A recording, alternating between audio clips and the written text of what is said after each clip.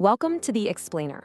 Today, we're going to crack open a playbook that's 2,500 years old, and I'm going to show you how it can give you a serious edge right now in the modern world. So what if I told you that the best strategy for your next big project, your next product launch, wasn't cooked up in some business school, but came from a general from like 2,500 years ago? Sounds crazy, right? But we're gonna dive into Sun Tzu's The Art of War and see how these ancient battlefield tactics are an incredible blueprint for modern success. Okay, so here's our game plan. We'll look at why this ancient book is still a huge deal, then break down the actual blueprint for winning. We'll get real about the cost of conflict, and then we get to the really good stuff: winning without fighting, building an unbeatable position, and figuring out your next big strategic move.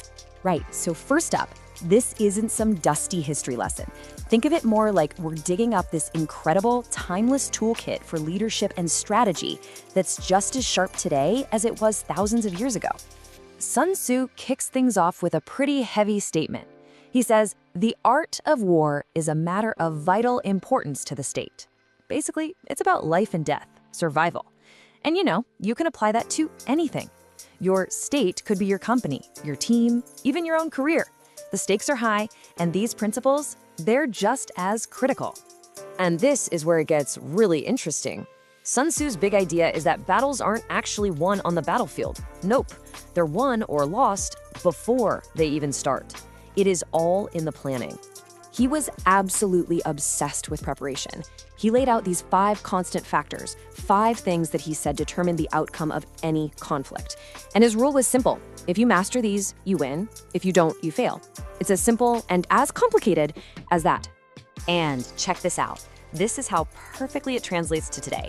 The moral law, that's your company culture. Is your team all in? Totally aligned with the mission? Heaven? That's market conditions, timing, trends, all that stuff. Earth is the competitive landscape, the actual terrain you're fighting on. The commander, well, that's leadership. That's you. And method and discipline, that's your operations, your supply chain, your budget. Seriously, think about it for your own business. Where are you strongest? Where's the weak spot? But here's the twist. All that planning isn't about creating some rigid, step-by-step guide. Sun Tzu's famous line is, "All warfare is based on deception." So when you're ready to pounce, you look weak. When you're right next door, you make them think you're a world away. It's all about being unpredictable, keeping them guessing. All right, let's talk about the bill. The next section is on the true cost of conflict, or as he called it, waging war. And trust me, this is a massive reality check for any business. Sun Tzu says flat out, there is no instance of a country having benefited from prolonged warfare. And man, does that hit home today. Think about it, those endless price wars where nobody really wins, those marketing death marches that just burn out your best people and drain the budget, that's exactly what he was warning about. And get this, he was all about the numbers. He literally calculated the daily burn rate for an army. For 100,000 soldiers, it was 1,000 ounces of silver per day. So what's your burn rate? What's the daily cost of that project that's dragging on, or that feud with a competitor? The number is probably staggering. His point is so clear. A long campaign just doles your weapons and kills morale. The goal isn't a long fight. The goal is a quick, decisive victory. He even says that while we've all heard of stupid haste, cleverness has never been associated with long delays. In this game, speed is everything. Okay, now we're getting to the really mind-blowing part, the masterstroke, winning without a fight. This is where Sun Tzu's ideas go from just smart tactics to pure genius. He says supreme excellence consists in breaking the enemy's resistance without fighting. This isn't about being a pacifist. It's about being so good, so innovative, so far ahead that you make your competition totally irrelevant. You win because the fight never even had a chance to start. He even gives us a hierarchy, like a ladder of strategic options. The absolute best thing you can do? Mess up the enemy's plans before they even get off the ground. Next best is to stop them from teaming up with their allies. Actually attacking their army? That's just good. And the absolute worst option? Laying siege to a fortified city, a direct, bloody, and expensive assault.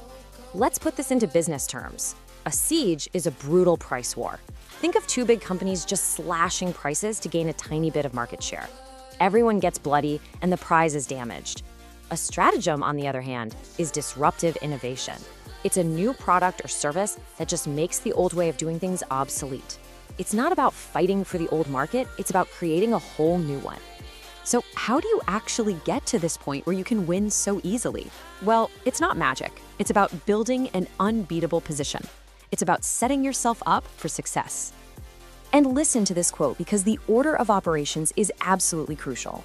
He said, "The good fighters of old first put themselves beyond the possibility of defeat and then waited for an opportunity of defeating the enemy." See that? First, you make yourself bulletproof. Only then do you start looking for their weak spots. This is what we'd call defensive positioning. It's about securing your operations, strengthening your brand, locking in your customers before you even think about going on the attack. Making yourself secure against defeat, that's in your own hands. But the opportunity to actually defeat the enemy, that depends on them making a mistake. Your job is to be so solid, so ready, that when they slip up, you're there to capitalize. Okay, let's bring it all home. Let's talk about your next strategic move. So here are the big takeaways. First, plan first. Victory is decided before the game even starts. You have to know your culture, your market, your leadership, everything. Second, conflict is costly. Get in, get the win, and get out. Avoid those long, draining battles. Third, win without fighting. The ultimate goal is to outthink, not just outmuscle the competition. And finally, defense before offense. Make sure your own house is in order before you go looking for a fight. That's it. That's the core of the strategy. And that leaves us with maybe the most famous line of all. If you know the enemy and know yourself, you need not fear the result of 100 battles. But that poses a huge question, doesn't it?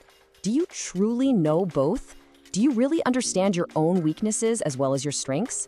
And do you really understand what makes your competition tick? So the next time you're facing a big challenge, think about these principles. Apply this timeless wisdom. It's your guide. Thanks so much for joining us on The Explainer.